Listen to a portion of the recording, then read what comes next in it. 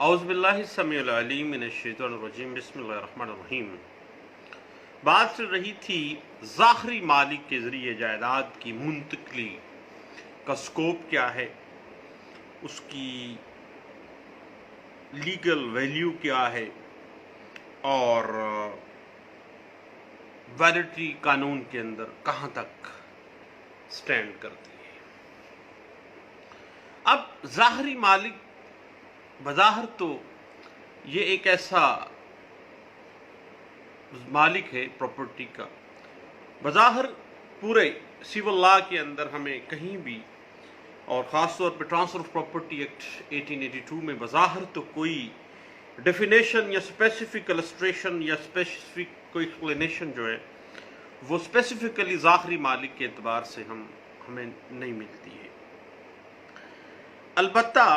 ظاہری مالک کی جائیداد سے منتقلی کے متعلق کچھ جو ذکر ہے وہ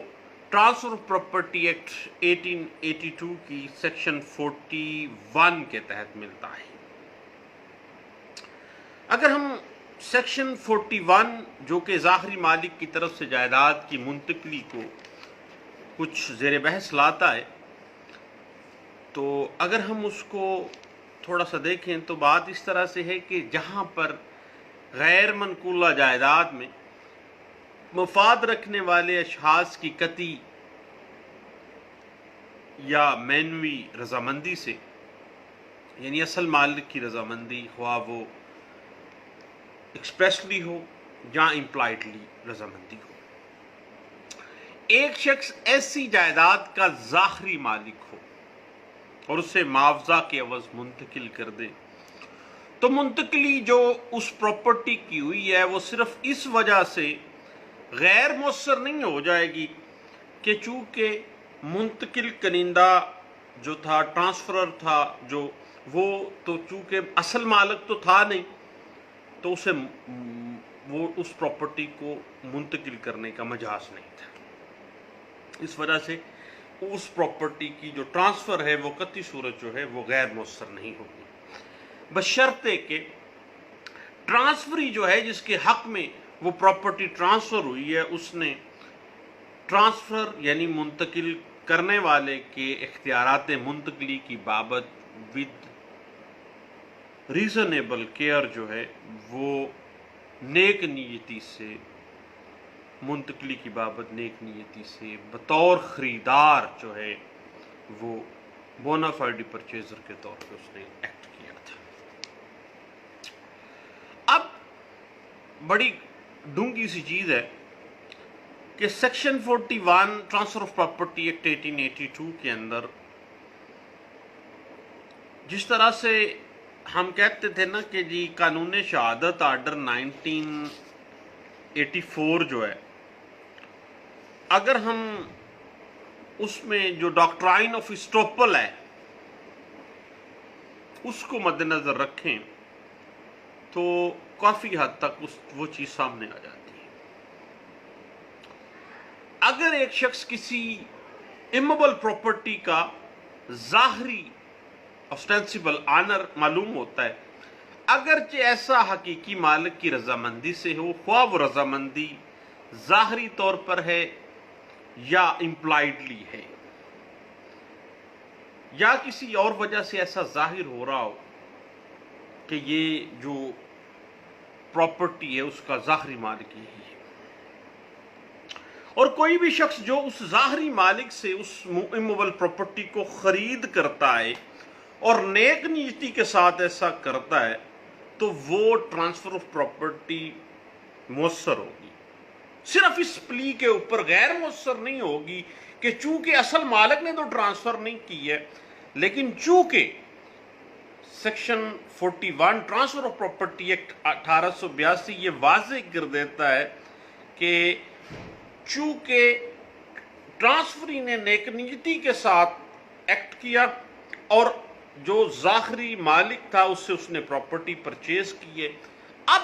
اسٹروپل لگ گیا ہے حقیقی مالک کے اوپر کہ وہ انکار نہیں کر سکتا۔ اسی وجہ سے میں ہمیشہ کہتا ہوں کہ جو قانون جو ہے وہ بنیادی ایک دوسرے سے ملتا جلتا ہے، اور اسٹینسیبل آنر بنیادی طور پہ ڈاکٹرائن آف اسٹروپل جو ہے قانون شہادت آرڈر 1984 جو ہے اس کے اوپر اس کی بنیاد ہے۔ فرض کریں علی عمر کی موجودگی میں سلیم سے کہتا ہے کہ وہ مکان نمبر 6 کا مالک ہے۔ علی عمر کی موجودگی میں سلیم سے کہتا ہے کہ وہ مکان نمبر 6 کا مالک ہے اور اسے منتقل کرنے کا پورا اختیار رکھتا ہے، حالانکہ علی کا اس مکان کے ساتھ کوئی تعلق واسطہ نہیں ہے اور عمر وہاں پہ موجود تھا۔ عمر کی موجودگی میں وہ کہہ رہا تھا اور عمر جو ہے اس مکان نمبر 6 کا مالک ہے، لیکن علی نے جب یہ بات کی ہے تو عمر نے یہ نہیں کہا اس کو کہ بھائی تو کیسے بات کر رہا ہے، میں اس کا مالک ہوں، جوندہ جاگتا ہوں، ابھی تو کیوں کہتا ہے کہ میں مالک ہوں؟ اس کی تردید نہیں کرتا وہ۔ اس طرح جو سلیم ہے وہ واقعی سمجھ بیٹھتا ہے کہ علی جو ہے چونکہ عمر کی موجودگی میں کہہ رہا ہے اور اصل مالک تو یہی ہے، اور اسے وہ یہ سمجھتا ہے کہ اسے اس مکان کو ٹرانسفر کرنے کا اختیار بھی حاصل ہے، اور وہ علی سے مکان خرید لیتا ہے۔ اب یہ جو ٹرانسفر ہوئی ہے اسٹینسیبل آنر کے ذریعے یہ مؤثر ہوگی۔ اب جو اصل مالک عمر ہے نا وہ لین دین سے انکاری نہیں ہو سکتا، کیونکہ جس وقت اگر یہ ثابت ہو جاتا ہے کہ علی نے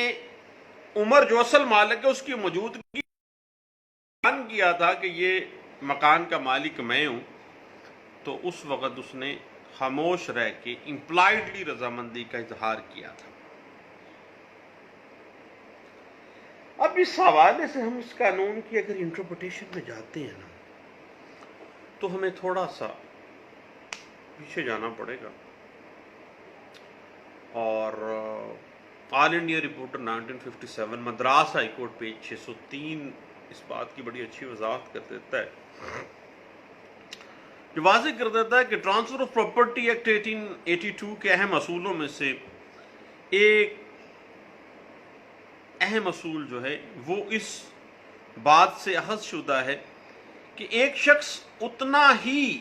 استحقاق منتقل کر سکتا ہے جتنا استحقاق وہ رکھتا ہے،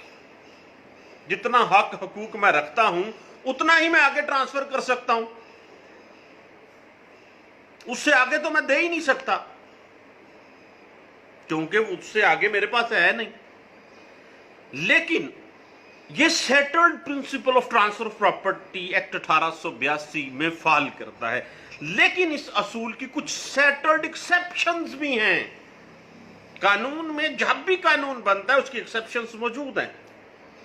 اب کسی نے وہی ٹرانسفر کرنا ہے جو اس کے پاس ہے۔ اب اس بات کی ایکسیپشن یہ ہے کہ اگر مالک جو جائیداد ہے اس کا حقیقی مالک ہے کسی دوسرے شخص کو اس پراپرٹی کا، اپنی پراپرٹی کا مالک ظاہر کرنے کی اجازت دیتا ہے، خواہ ایسا وہ دستاویزی طور پر دیتا ہے یا امپلائڈلی دیتا ہے، کسی بھی صورت دیتا ہو، اور ایک تیسرا شخص نیک نیتی کے ساتھ اس شخص سے لین دین کرتا ہے، تو اسے حقیقی مالک کے خلاف جائیداد سے متعلق جو حقوق اصل مالک رکھتا ہے وہ اس سے بہتر حقوق اس کو مل جائیں گے۔ وہ حقیقی مالک انکار نہیں کر سکتا کہ میں نے تو سودا کیا نہیں ہے، نہ بھائی نہ، اسٹاپل آ گیا۔ یاد رکھیے گا صاحب، آل انڈیا رپورٹر 1944 الہ آباد ہائی کورٹ پیج 42 اس حوالے سے بڑی لینڈ مارک ججمنٹ میں سمجھتا ہوں۔ ابھی بھی 2010 کی ایک لینڈ مارک ججمنٹ ہے سپریم کورٹ آف پاکستان کی، اس میں بھی، اور بلکہ 2020 میں رپورٹڈ ججمنٹس جتنی بھی ہیں سب میں آل انڈیا رپورٹر کی جو ججمنٹس ہیں انہی اصولوں کے اوپر وہ بیس کر رہی ہیں۔ اور اصل معاملہ اس طرح سے ہے کہ جو شخص یہ دعویٰ کرتا ہے کہ اس شخص نے متعلقہ شخص کو ऑस्टेंसिबल ऑनर समझते हुए नेक नीति से जायदाद खरीदी है तो बर्डन ऑफ प्रूफ इसके ऊपर होगा कि वो नेक नीति को साबित करेगा कि वो रीजनेबल केयर उसने सौदा किया है, नेक नीति के साथ किया है। अब इस हवाले से मैं आपको रेफर करता हूं 2002 SCMR पेज 2003 है, 1993 CLC पेज 605 है,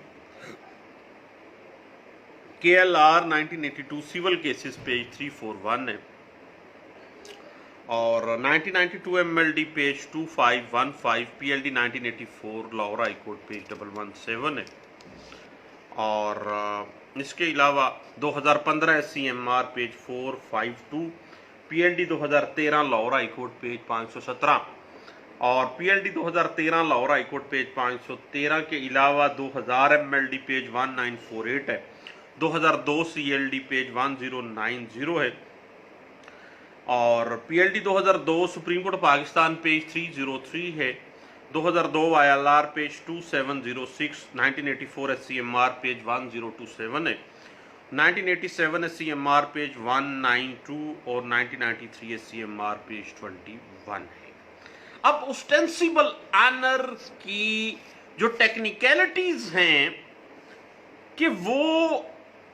जो हकीकत में तो जायदाद का मालिक नहीं मगर जायदाद और उस कब्जे की बदौलत ही वो खुद को उस प्रॉपर्टी का मालिक जाहिर करता है और उस जायदाद से मुतल्लिका जो फराइज हैं वो सरअंजाम देता है, और जायदाद के असल मालिक को उसके इंतजाम इंसराम पर कोई एतराज नहीं होता है,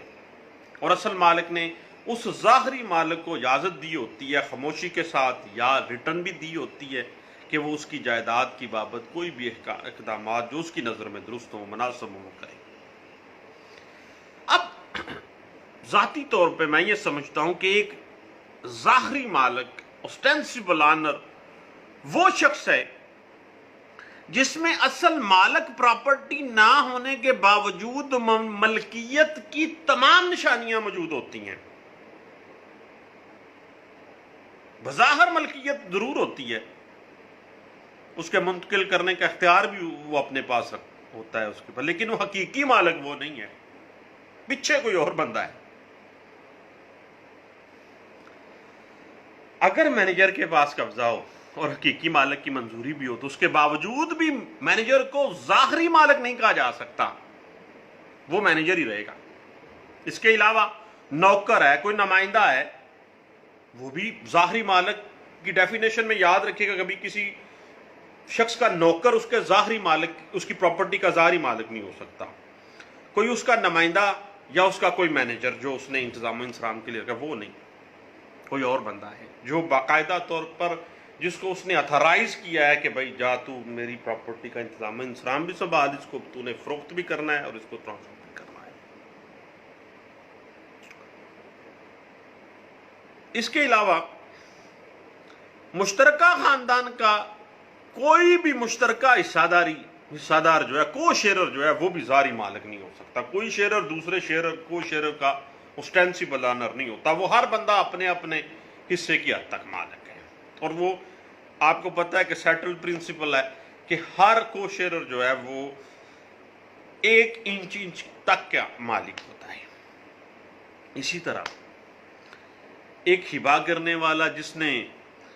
हिबे नामे की रिवोकेशन का हक अपने पास नहीं रखा, वो ज़ाहरी मालिक नहीं गर्दाना जाएगा, हत्ता कि अगर हिबे का कब्जा उसके पास ही हो तब भी नहीं, तब भी वो ज़ाहरी मालिक नहीं हो सकता उस प्रॉपर्टी का। इसके अलावा अगर हम मज़ीद इसको देखें कि फ़र्ज़ करें एक मुसलमान लड़का और लड़की को जायदाद विरासत में मिली, लेकिन लड़का 25 साल तक अपनी बहन के हिस्से पर काबिज रहता है, जैसे कि उसके अपने हिस्से पे भी भैन के हिस्से पे भी वही काबिज था, और रजिस्ट्रियां, इंतकाल, कागजात, माल सारे कुछ उसके कब्जे में है, हत्ता के गर्दौरी भरा दे नाम भाई के नाम पे दर्ज हो रही है, और भाई जो है वो तमाम प्रॉपर्टी को फर्ज करे मॉर्टगेज कर देता है। तो ऐसी सूरत में चूंकि बहन को पता है कि ये प्रॉपर्टी का सारा मामला मेरे भाई के पास है और उसको उस पर कोई एतराज नहीं होता है, तो अगर वो मॉर्टगेज कर रहा है या वो अपने आप को ऑस्टेंसिबल ऑनर जाहिर करता है एक भाई अपने बहन के हिस्से की हद तक, तो वो ऑस्टेंसिबल ऑनर तस्लीम शुदा होता है, तस्लीम उसको किया जाएगा, क्योंकि वो सारा कुछ तो वही कर रहा है। उसके बाद पिछले दिनों हम बात कर रहे थे बेनामी ट्रांजैक्शंस के हवाले से। याद रखिएगा कि एक बेनामीदार जो है वो भी ऑस्टेंसिबल ऑनर ही होता है प्रॉपर्टी का। एक फर्द अगर बेनामीदार से वो प्रॉपर्टी खरीद कर लेता है तो हकीकी मालिक मुकर नहीं सकता जब तक कि वो ये साबित ना कर दे कि खरीदार को असल मलकियत का अच्छी तरह इल्म था, इसने जानबूझकर। इसी वजह से तो section 41 transfer of property act 1882 जो है वो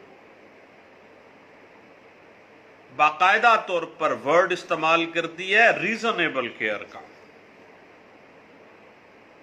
कि विद रीजनेबल केयर अपना पार्ट परफॉर्म करेगा। अब बात वही है कि ज़ाहिरी मालिक वो है जो बज़ाहिर जायदाद का मालिक हो, जिसके कब्जे में जायदाद और उसकी मुंतकली ख्वाह किसी तरीके से उसका हक रखता है, और असल मालिक की तरफ से कोई रोक टोक नहीं है, मुकम्मल इख्तियार है। जायदाद का हकीकी मालिक सिर्फ वो नहीं है। अब ज़ाहिरी मालिक को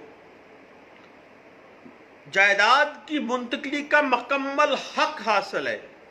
और ये मुंतकली जो है वो according to the section 41 transfer of property act 1882 मुयस्सर होगी, इफेक्टिव होगी, और कतई सूरत ये नाजायज नहीं है, बिल्कुल जायज है, बिल्कुल मुयस्सर है, और कल को हकीकी मालिक जो है मुकर नहीं सकता।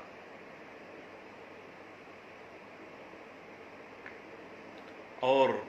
इस हवाले से अगर आप मजीद कुछ देखना चाहें तो 1994 SCMR page 2021, 1985 SCMR page 491, 2002 YLR page 2706,